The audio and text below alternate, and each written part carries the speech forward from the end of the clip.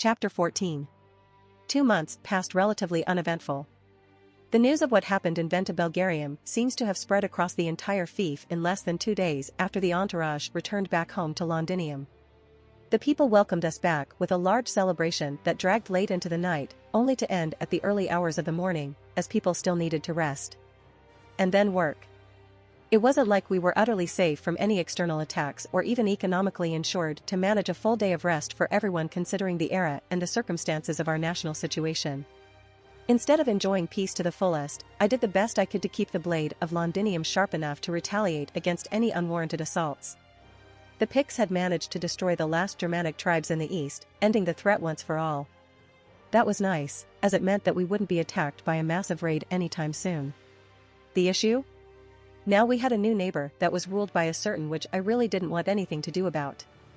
Morgan hadn't shown her face after that swift strike to try and bring an end to both her sister and I. Maybe she was still recovering from wounds, or magical exhaustion, since the amount of energy used in that assault was nothing negligible even for someone of her caliber. I didn't care too much about this since I was making as many contingencies as possible to dodge any second rounds after what happened out of Londinium. The Magus Guild was assigned in creating special fields that were supposed to at least detect and drain the usage of magic whenever a specific pattern was detected within the city. The boundary fields were part of the oldest section of magecraft ever recorded. There wasn't a genuine barrier that could keep anything too powerful out of the city, but those served more as an advantage against any invader. With this task given, the 2 months also saw a shift of focus onto 2 topics I had stupidly ignored for a long time now: medicine and metallurgy. Both were subjects that were meant to be improved if I wanted to keep up the current advantage I had over my enemies.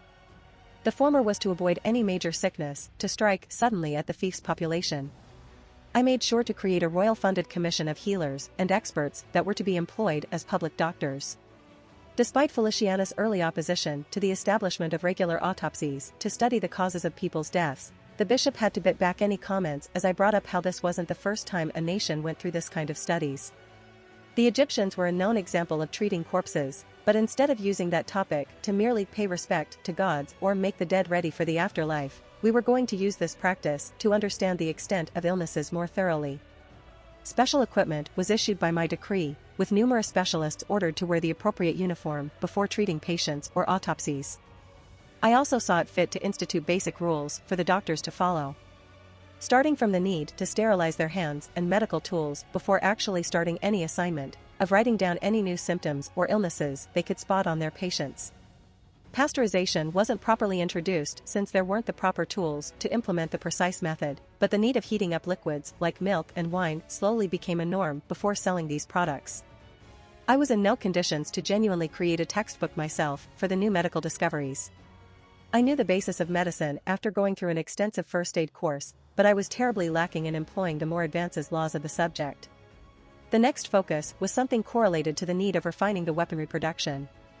The techniques that were being used by the local blacksmiths were still close to what the late Romans were capable of, and while that was still good compared to the chaotic ignorance curtailing progress in continental Europe, I still needed to see some advancements done in this department too. Conventions were issued, with 2 meetings having already taken place to discuss of the various known techniques of metallurgy. Reluctance ensued early on considering the rivalry between the various workers of the same sector, but the incentive of actually promoting a renewed blacksmith guild that could guarantee everyone's part in society seemed to dissuade any protesters. With newer sources of iron being found, I decided against pushing for an aggressive production of blades for my army to use.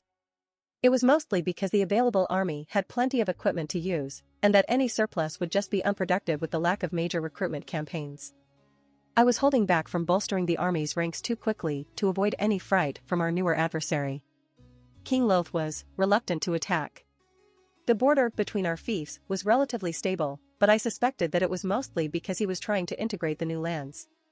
Not everyone was happy with the new set of rules, even though those were certainly better than the ones used by the barbarians. Revolts were common news coming from beyond the curtain, and waves of immigrants from the north weren't that much of a novelty nowadays. Everyone was accepted, but none were immediately given major roles within society. Nobles fled too, but I was reluctant to allow any of those too close to the local aristocracy and the castle. I've read plenty of rogue dukes and counts trying to make the best of their suicidal situations, either killing their target or even going as far as sabotaging their savior so that their real lord could strike at their true enemies. And with the migration from the north, housing became once again a problem. Creating new houses turned into an important priority as to avoid issues of overpopulation within the city. New sections of the city were granted for constructions of buildings, with the plans correlated to the expansion of the walls changed to better fit these new changes. The new influx of coin coming from the cities in the south, now endeared with what had happened in Venta Belgarum, introduced new proposals to the growing 2 years plan I had established. I wasn't planning to pull a flex worth of the trouble caused by the infamous Soviet 5 years plans, but I was still hoping to create a stable modern nation out of what territories I've carved from recent events. There was no reason to doubt that a political and social evolution to the degree I expected would happen just before the conclusion of that extensive plan, but I was already having trouble to believe that all economic objectives were going to be completed. It didn't help that I had to also satisfy both merchants and the church by establishing some trade posts by the nearby town ports and a proper place of religion for Christianity here in Londinium. A cathedral was going to be quite an investment for sure to cement my control over the local church. From the way Felicianus reacted to the news, almost ready to hum his way out with the brightest of smile, I sure knew that this was going to be a successful PR campaign. With the economy still booming from the current developments and Londinium growing steadily into a large hub of culture and civilization, most of my real worries were directed to a concern more personal to my part. Altuas had confirmed once more as he took the broken pieces of Caliban and the cracked crochet Moors that both weapons were now devoid of their previous runic powers. Marcus was obviously pissed at this development, but his anger was mostly directed at the witch that should have been killed at birth. It sounded harsh, but considering how attached the man was to war and Rome, it was obvious that losing Caesar's sword was going to bring the worst out of him. At least this fury eclipsed the annoyance he showed when he first heard of the fun brawl that happened at Venta Belgarum. Still, returning to the swords, the runes were still there to be noticed, partly at least. But there was no way to restore a stable use of their respective purposes through known magecraft. Studying Caliban's pieces, the elder also pointed out that the sword was actually deceiving considering that the runes were actually faulty on some bits. It was meant to indeed unleash a large blast of magical power that was created by the user's own reserves, but the runes meant to stabilize and genuinely make the thing not explode on the user's hands were far too weak and inferior to keep up with the others. Another trick of Merlin? Or maybe the wizard hadn't planned for Arturia to make use of Caliban's secondary purpose? I restrained myself from pointing this out in the last 3 letters exchanged with Rhea, the girl having her own troubles as she returned back to her domains. Another revolt happened, and surprisingly enough a large part of her trusted lords had joined the rebellious side. While the situation had appeared grim early on, things changed when Rhea herself took charge of the situation and personally spearheaded a fight towards the ringleader of this rebellion. A man with vast wealth and interest in fighting, Galehot was easily won over by the staunch bravery and masterful fighting employed by the lone knight that he would soon discover being the king he thought too detached from the people to follow. I quickly warned the girl about any strange attitude from the man, mentioning that I had heard of some suspicious tales about him. While it was merely alluded in Lancelot's legend that Galehot would quickly fawn after the one that stole his attention and drawn him to this particular stage of the world, my panic was settled when the young woman confirmed that she was now getting married. At first I was confused, but then I learned that a month after our encounter, King Arthur ended up marrying the daughter of King Leodegrance of Cornwall, Brittany. I could tell from many notes left around by the blonde that it was mostly one of convenience. Guinevere was someone that had caught her attention as someone that didn't seem high maintenance compared to other young maiden that could be pursued as wives, and her father's pedigree made it possible that her claim as a king was further cemented into stone. I congratulated her for the celebrations, but I had to politely decline an invitation to the event by citing the fact that Morgan's puppet kingdom was bordering with my own fief. She seemed saddened, a little bit annoyed, but understanding that if I vacated the throne for too long, the chances of her sister picking up this chance to take over Londinium were going to be pretty high. But while that reason was a good one to skip the feast, I was more worried about a smaller issue correlated to it. I knew the legend of King Arthur, I knew what happened with Lancelot, and I really didn't want to have the entire island embroiled in a big war because of some Iliad-based BS. There were other elements that drove the loyal knight to go through that kind of issues, but I also knew that things could also turn differently, and still ends in the worst-case scenario. Against trying to jinx the current state of tranquility I've managed to achieve through careful diplomacy with the independent petty kingdoms, I tried to finally handle the last of my real worries. While Altuos was adamant that his guild couldn't do much about the swords, his initiative to research for a particular way to solve this problem left many to hope for his success. It was mostly Marcus, but I wasn't certainly grimacing over the opportunity of having my sword back. 2 months went by, with numerous books being employed and old artifacts unraveled as to discover a mean to resolve this problem, and then a possible lead was found. It happened fairly suddenly, and I was still drowning in my paperwork to notice the giddy-looking Altuos peeking over by the doorstep of my office. Lancelot had been sitting on the chair in front of the desk and me, trying to get a little bit of rest. Noticing the elder at the door, he swiftly stood up and his armor loudly drew my attention away from the documents. "Altuos? Is everything dash? Your Highness, we found a solution." The loud outburst caught me off guard, but still I soon found myself following the old man around the castle, my curiosity increasing the more he continued to talk. "A gate? And where does it take?" The dark sand and dirt beneath my boots felt incredibly cold. "Dead." I don't know what I was expecting when Altuos gave me a proper explanation of what kind of place I was currently visiting. The red moon grandly illuminating my path was incredibly chilling to look at, and the crooked trees on the side of this tiny road didn't do much to assuage my current state of uneasiness. Despite my dread, I continued to keep a hand over the hilt of the sword Marcus gave me in case I needed it, against the overlord of this place. A place of silence, a place owned just by the deaf. Shadows festered in this land devoid of light. The gate recovered by Altuos was one that had been contained within one of the unused rooms of the castle. Letters full of cautions from Latin magi displayed how dangerous of a tool this was, one that wasn't meant to generally bring boons to those that used it. A treasure recovered from one of the early Roman assaults to the Picts, one that had been kept a secret from Rome itself for how much dangerous of a portal it was to anyone that craved for the power maliciously kept behind its innocuous appearance. And the elder knew exactly what lingered behind it. The Land of Shadows was a realm long considered lost to Britain. It was once relevant when some of the more prominent heroes of the Ulster cycle ended up training under the strict guidance of the owner of such a terrible fief. A witch, a warrior, a powerful woman, Scathach was one of the few figures in old legends that made her tall figure compared to many others. Once the ruler of Dunscaith, a castle that currently was under the control of King Loth, the former teacher of Siu Chulain and his son Conla was known for her prowess in battle and her ruthless war handling before she tied herself to this realm. Curiosity? Boredom? What drove someone so important into detaching from mortals' affairs? The stories were various, and most of those were unrelated to each other. The ones Altuos brought weren't of the pleasant kind, especially since I was now supposed to meet up with this supposed spirit. Those that live within the shadows and embrace those, they forsake their own humanity. They abandon their mortality and they challenge their limits into either dying or becoming something more. I wasn't enticed by the challenge, nor did I want to linger in this unpleasant realm for too long. Heck, I wasn't even expecting for things to take this weird turn, and even now, as I thought back about my decision to explore on my own and leave Lancelot and Marcus behind, I couldn't help but facepalm at how moronic I was being. The broken parts of both Caliban and Crocea Moors were safely stored on the backpack I was currently keeping on my back, and while the offer was simple to complete considering her legendary knowledge over runes, I was unsure if Scathach would accept this request without asking for anything too grand in return. I was tense, but still determined enough to go through that hellish experience. The wind was chilling, and for a brief moment I felt a pair of hands over my shoulders, grasping from behind.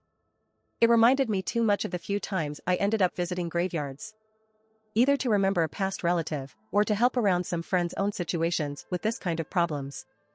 Allowing a shiver or two to break my tense composure, I found myself stopping as my eyes caught a strange obstacle to my stare up to the moon. One that wasn't there when I first started to delve in that dead forest. A lone figure, her purple hair were left free and waving at the wind. A tiny dark mask covering her lips and cheeks while her red eyes were staring down in the most chilling way possible. A large red spear was firmly grasped on her right hand. I merely blinked once, only to find that the figure was gone. God damn it, it's going down like one of those scary horror movies. What is the purpose that led you to my domains, young child? My eyes widened in shock as I felt her voice, regal and somewhat tired, coming from right behind me. I slowly turned around, only to be regarded with the same figure. Now that she was closer, I could see that the woman was wearing a full-body outfit with metal pads over her shoulders. It took me a moment to realize that she was giving me an annoyed look as I had been ogling at her gorgeous frame for too long. Apologies. I gave a slight bow. Forgive me for being stunned by your beauty, Queen Scathack, dash. I'm no longer a ruler of mortal fiefs, so please refrain from doing such mistakes, she chided quietly, yet her features softened just a little bit at the quick apology. But I suppose your visit here dictates that you behave prim and properly. But do speak, who decided to visit my realm and ask for my guidance? To be fair, it's a lesser request than that, Lady Scathack, I replied nervously. It has to do with the restorations of shattered runes. She blinked, her red eyes widening, but not in surprise. Merely in a flash of curiosity and perplexity. And your liege deems me so unimportant that he requests this lesser offer? The woman inquired, slightly offended. Perhaps he's an oaf? Or maybe daft? I blinked at that, just now noticing that she hadn't realized just yet that I was the kind she was throwing insults at. And I really was feeling quite sassy. Enough to go through the limit enforced by my own logic. I reckon he's quite dumb at times, but I can share his sentiment that this job isn't as easy as you're making it seem.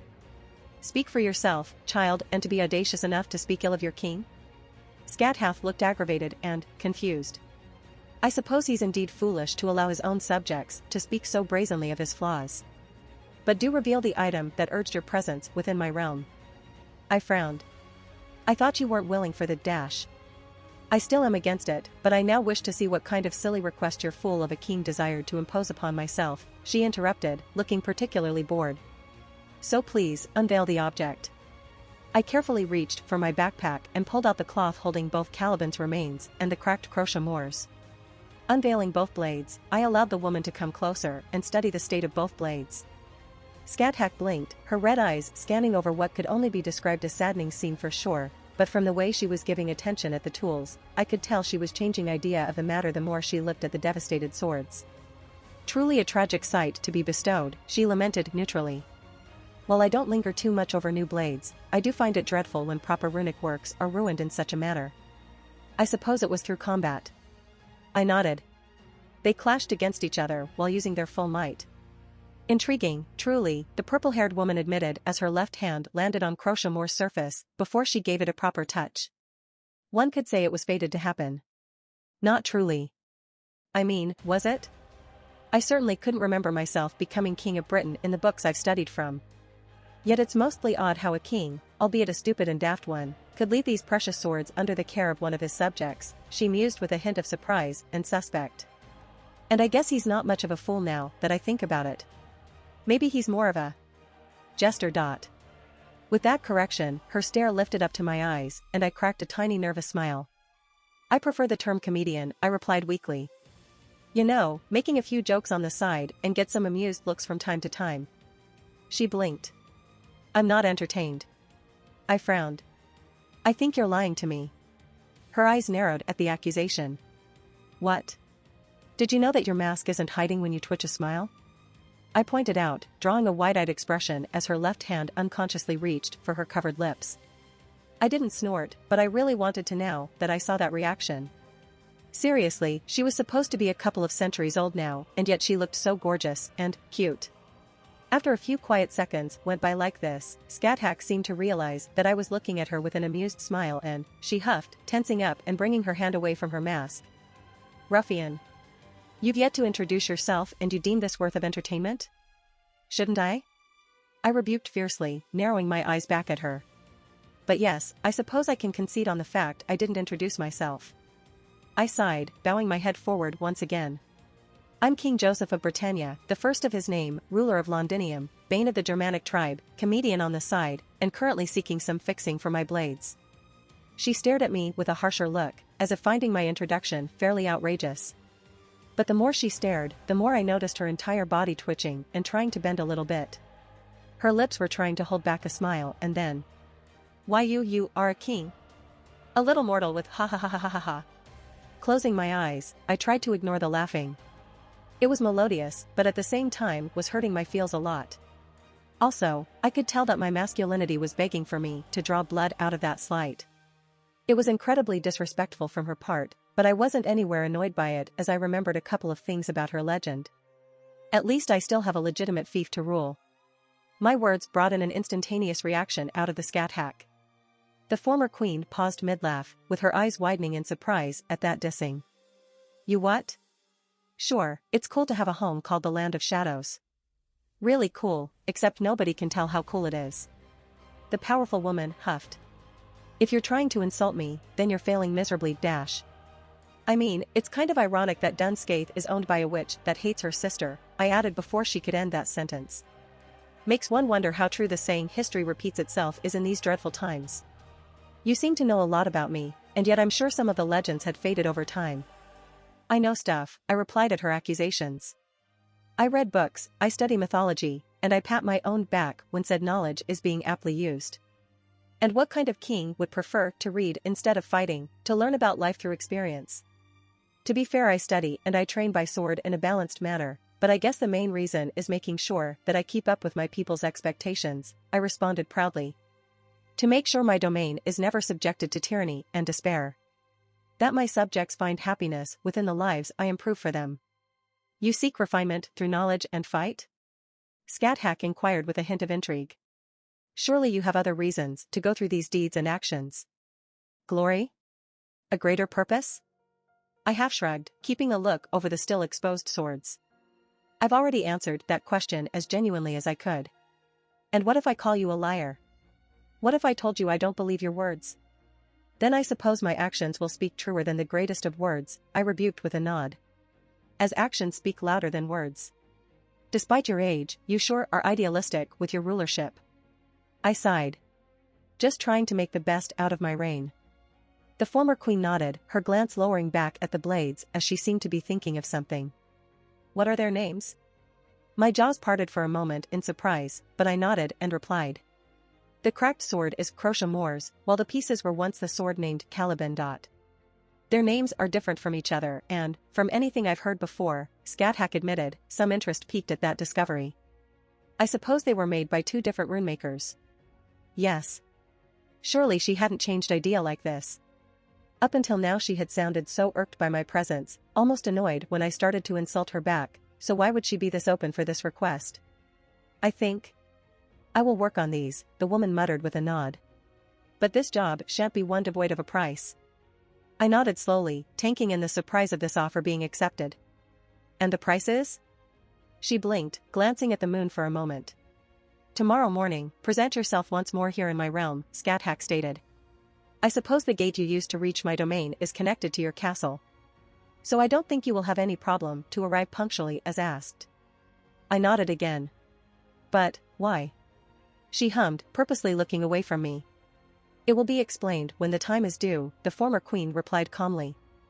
Now leave me with the swords. I shall study those at once so that you may acquire a stronger tool out of those.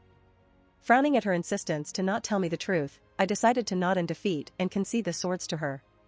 Just as I started to walk around her and back to where I came from, I felt her voice reach my ears one last time before I left her surroundings. And remember. Address me as teacher from now on. If you want to support me, check out my Patreon at https://www.patreon.com/Kayashin. I tend to polls that decide important plot stuff in my P at Trian.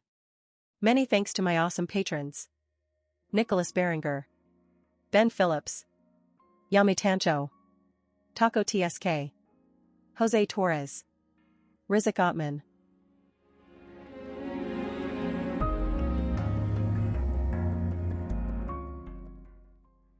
If you enjoyed the content, don't forget to give it a like and subscribe to the channel. I'll be here until next time.